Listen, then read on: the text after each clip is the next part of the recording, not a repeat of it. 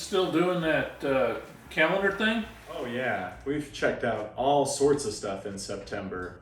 Like? On September 1, we visited the first courthouse in Muscatine, completed in 1841, before the second took us up to Iowa's capital city for a stop at Sec Taylor Stadium to celebrate the renaming of the park in 1959. We chugged into Sibley to check out Teddy Roosevelt on September 3rd, 1910, and we remember the political career of Bork Hickenlooper on the anniversary of his September 4, 1971 death. We looked back with sadness on the September 5, 1982 disappearance of Johnny Gosh, one of the first missing children put on a milk carton after he was abducted during his newspaper route in West Des Moines. We stopped at the Des Moines River on September 6, 1969 for the official opening of the Red Rock Dam on Iowa's largest internal river before heading to the northwest to check out the September 7, 1886 dedication of the current Iowa State Fairgrounds in Des Moines. We celebrated the glass ceiling shattering work of American physiologist and Davenport native Ida Henrietta Hyde on the September 8, 1857 anniversary of her birth, before we chilled out on the 9th as we recalled the earliest Iowa fall freeze on record, which occurred in 1883. We took aim with Jefferson, Iowa's Olympic champion archer Doreen Wilbur on September 10, 1972 when she captured the gold medal in Munich, and on September 11th we looked back with incredible sadness on the stories of 8 Iowans killed in the attacks on the World Trade Center and Pentagon in 2001. September 12, 1867 gives us a chance to reflect on Iowa civil rights history as we challenged school segregation with little Susan Clark of Muscatine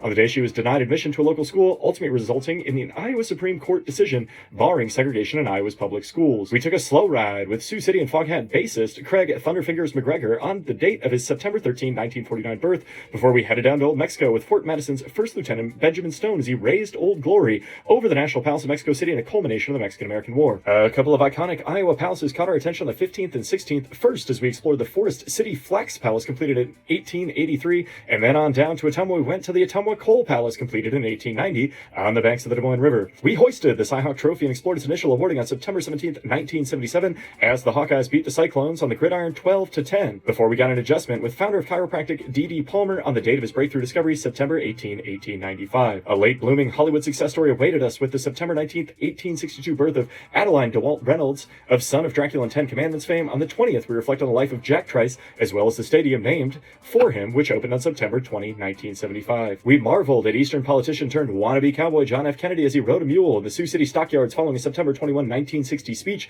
and then we headed back to Des Moines to celebrate the September 22, 1851 incorporation of Iowa's capital city. A trip on the space shuttle awaited us. We celebrated Patton, Iowa's astronaut, Lauren J. Shriver on the date of his birth, September 23, 1944. We braced for winter as we measured Iowa's earliest measurable snowfall on September 24, 1942, and on the 25th we looked back on the life of Cascade-born spitballer and Chicago White Sox Hall of Famer Red Faber on the anniversary of his September 25, 1976 death. We rocked along with Bruce Springsteen and the E Street Band at University of Iowa's Hancher Auditorium on September 26, 1975. We made sure to write down the final airing date, September 27, 1981, of Dr. Max and Bombo in our important books. September 28, 1919 quarantine of the hospital at Camp Dodge gave us an opportunity to look back on the 20th century's greatest pandemic before we skidded off a highway near Hampton on September 9, 1905 in Iowa's first fatal automobile accident. Finally, on September 30, we mustered with the 8th Iowa Cavalry and the 26th Iowa Infantry to tag along to explore Iowans in the American Civil War from the Mississippi Theater all the way to Sherman's March to the Sea.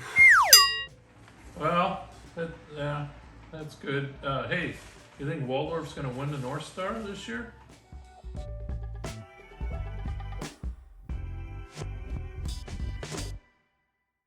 There's a lot of good history about Iowa a lot of people don't even know about.